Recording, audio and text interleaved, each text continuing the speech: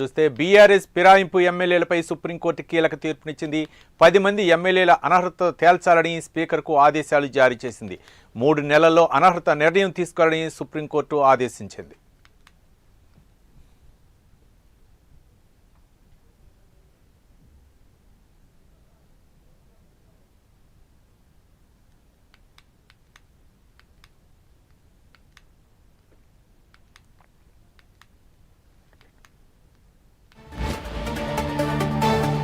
BRS ఫిరాయింపు ఎమ్మెల్యేలపై supreme court కీలక తీర్పునిచ్చింది.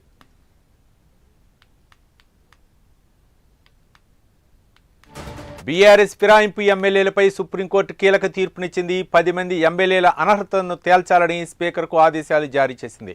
3 నెలల్లో అనర్హత నిర్ణయం తీసుకోవాలని సుప్రీంకోర్టు ఆదేశించింది.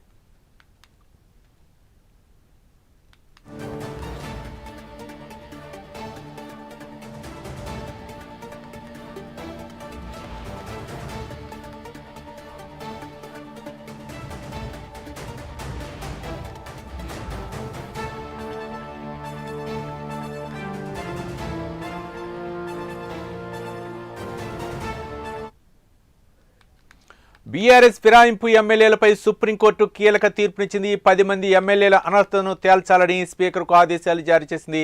3 నెలల్లో అనర్హత నిర్ణయం తీసుకోవాలని సుప్రీంకోర్టు ఆదేశించింది. దీనిపై మరింత సమాచారం మా నేషనల్ బ్యూరో చీఫ్ కళ మరిన్ని వివరాలు అందిస్తారు. కళ, రవి, ఏదైతే పార్టీ ఫిరాయింపులకు సంబంధించినటువంటి కేసుకు సంబంధించింది అటు బీఆర్ఎస్ పార్టీ దాదాపు కొన్ని నెలలుగా కూడా సుప్రీంకోర్టులో 10 మంది ఎమ్మెల్యేలు బీఆర్ఎస్ ఎమ్మెల్యేలు కాంగ్రెస్ పార్టీలో చేరడంపై పార్టీ ఫిరాయింపులపై సుప్రీంకోర్టులో కేసు ఈ రోజు తుది తీర్పు వెల్లడించింది. అయితే చాలా కీలకంగా అయితే ఈ కేసులో మాత్రము కీలకమైనటువంటి వ్యాఖ్యలు చేసింది. మేము అంటే పార్టీ ఫిరాయింపులకు సంబంధించినటువంటి కేసులు ఎన్ని నెలల పాటు కూడా మేము సుప్రీంకోర్టులో పెట్టుకోవాలి అంటూ కూడా ఒక వ్యాఖ్యలు చేసింది.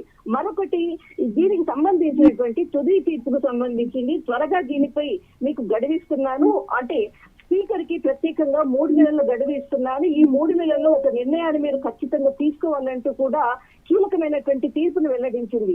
అంటే దాదాపు గతంలో కూడా అటు బీఆర్ఎస్ పార్టీకి కూడా ఏదైతే అటు మనకు కేటీఆర్ అంటే ఇక్కడ బీఆర్ఎస్ పార్టీకి సంబంధించినటువంటి ప్రెసిడెంట్ కేటీఆర్ అనుకోవచ్చు, తర్వాత మనకు సంబంధించినటువంటి ఏదైతే కౌశిక్ రెడ్డి ఏదైతే పిటిషన్ ఉందో దానిపై కూడా పలు దఫాలుగా కూడా అటు సుప్రీంకోర్టులో వాదనలు ప్రతివాదనలు కూడా విన్నటువంటిది ఏదైతే జస్టిస్ గవాయి ధర్మాసనం ఈ రోజు ఇచ్చినటువంటి తీర్పుతో మాత్రం ఒక్కసారిగా మరి ఒక 3 నెలలు పొడిగించినటువంటి పరిస్థితి. అయితే ఈసారి మాత్రం ఖచ్చితంగా మీరు దీనిపై ఏదైతే నిర్ణయాన్ని మాత్రం ఖచ్చితంగా మీరు ప్రకటించాలి అంటూ కూడా తీర్పు ఇవ్వడం జరిగింది.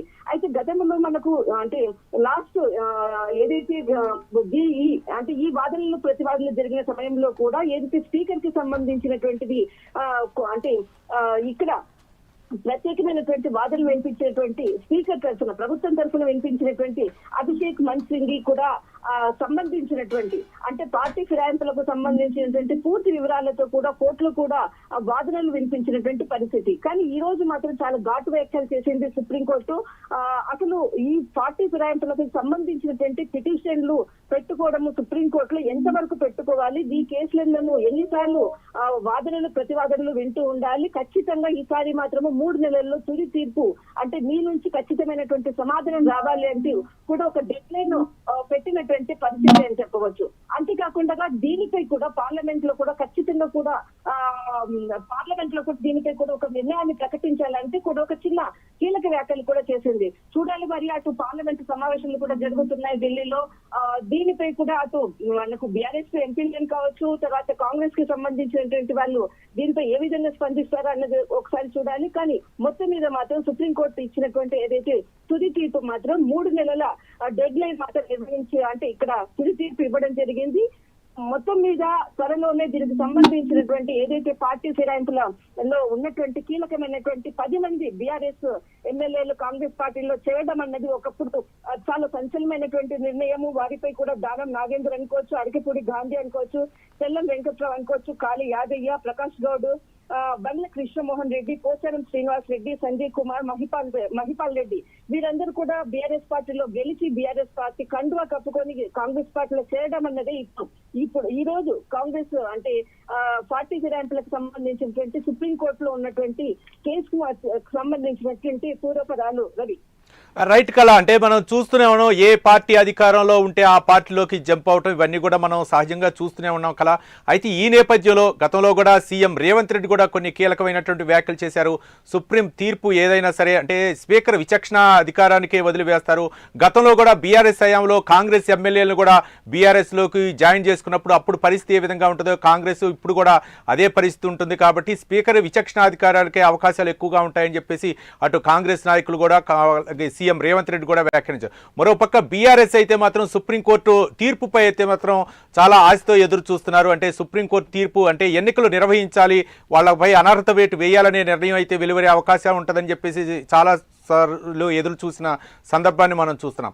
ఈ నేపథ్యంలో ఈ తీర్పుని స్పీకర్ విచక్షణ అధికారానికే వదిలివేసిన నేపథ్యంలో అంటే స్పీకర్ 3 నెలల్లో నిర్ణయం తీసుకుంటారా, లేకపోతే ఇది ప్రభుత్వం ఉన్నంత కాలం కూడా ఈ నిర్ణయాన్ని వాయిదా వేసే అవకాశాలు ఉన్నాయనుకోవచ్చా కళ?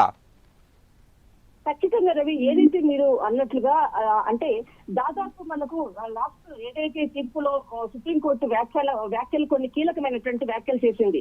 2028 అంటే ఏదైతే ఎన్నికలు జరిగేంత వరకు కూడా పార్టీ ఫిరాయింపులపై ఏదైతే పార్టీ మారినటువంటి బీఆర్ఎస్ నేతలపై మీరు నిర్ణయం తీసుకోరా అంటూ కూడా సుప్రీంకోర్టు గత తీర్పులో కూడా ఇక్కడ స్పీకర్ ని ప్రశ్నించినటువంటి వైనం. అయితే అప్పుడు కూడా దీనికి సంబంధించినటువంటి పూర్తి అఫిడవిట్స్ మొత్తం అంతా కూడా కోర్టుకు సమర్పించడం జరిగింది. మరికొంతకాలం మాకు సమయం కావాలంటే కూడా కోరటమైనది. కానీ ఇప్పుడు కూడా ఈ రోజు జరిగినటువంటి ఏదైతే తీర్పులో ఇప్పుడు కూడా మీరు జాప్యం చేస్తున్నారంటూ కూడా ఒక కీలకమైనటువంటి వ్యాఖ్యలు చేశారు. దీనిపై అంటే అటు సీఎం రేవంత్ రెడ్డి కూడా గతంలో పలుమార్లు కూడా ఢిల్లీలో చిట్ చాట్ లో సంబంధించినటువంటి పలుమార్లు చర్చల్లో కూడా అది స్పీకర్ ఓపెన్ డిబేట్ లో కూడా చాలా సందర్భాల్లో కూడా సీఎం రేవంత్ రెడ్డి కూడా చెప్పడం జరిగింది. అయితే ఏదైతే వ్యాఖ్యలు చేశారు అంటే సుప్రీంకోర్టుకు సంబంధించినటువంటి అది కోర్టు పరిధిలో ఉంది కాబట్టి దానిపై ఎలాంటి వ్యాఖ్యలు చేయము, కానీ స్పీకర్ కి ఎలాంటి నిర్ణయం తీసుకునే దానికి ఆయనకు పూర్తి అధికారం ఉంటుంది, దానిలో ప్రభుత్వం ఎక్కడ కూడా జోక్యం చేసుకోదు అంటూ కూడా ఇక్కడ సీఎం రేవంత్ రెడ్డి వ్యాఖ్యలు చేసినటువంటి పరిస్థితి కూడా. అయితే ఇప్పుడు ఏదైతే 3 నెలల గడువు సుప్రీంకోర్టు విధించినటువంటి పక్షంలో రానున్నటువంటి 3 నెలలు మాత్రం చాలా కీలకం కానున్నది. ఒకవైపు స్థానిక ఎన్నికలకు సంబంధించినటువంటిది బీసీ రిజర్వేషన్ అంటూ కూడా మొత్తం అంతా కూడా తెలంగాణ అంతా కూడా జరుగుతున్నటువంటి పరిస్థితి. అయితే దీనిపై సుప్రీంకోర్టు తీర్పు 3 నెలల గడువు విధించడం అన్నది ఒకటి, దీనిపై స్పీకర్ ఏ విధంగా నిర్ణయాన్ని తీసుకుంటారు, మరి పార్టీ బాధినటువంటి బీఆర్ఎస్ నేతల భవితవ్యం రాజకీయ భవితవ్యం ఏ విధంగా ఉంటుంది అన్నది మాత్రము చాలా కీలకం కానుంది. అయితే ఇక్కడ మరి స్పీకర్ తీసుకునేటటువంటి నిర్ణయాన్ని అనుకోవచ్చు. గతంలో కాంగ్రెస్ పార్టీ నుంచి కూడా బీఆర్ఎస్ పార్టీలోకి వచ్చినటువంటి వాళ్ళ నేతలు కూడా ఉన్నారు. మరి వారి పరిస్థితి ఏంటి అన్నటువంటిది అటు కాంగ్రెస్ సీనియర్ నాయకులు కూడా చాలా సార్లు కూడా దీన్ని ప్రస్తావించినటువంటి సందర్భం.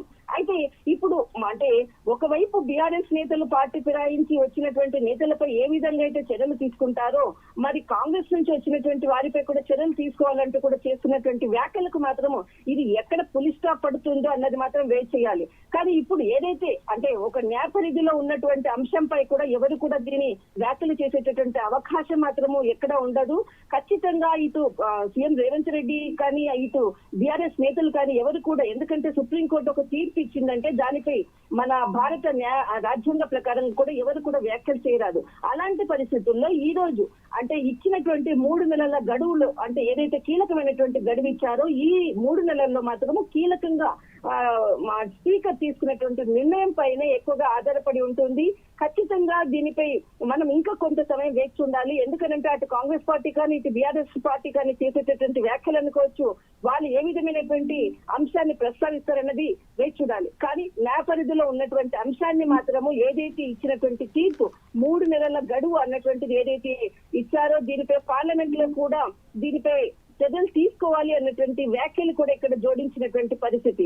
కానీ రానున్నటువంటి ఏదైతే ఈ తీర్పుపై మొత్తం చాలా ఉత్కంఠత అంటే ప్రస్తుతం ఉన్నటువంటి పరిస్థితుల్లో మాత్రం చాలా ఉత్కంఠతో ఇరు పార్టీలు కూడా ఎదురు చూస్తున్నటువంటి పరిస్థితి రవి.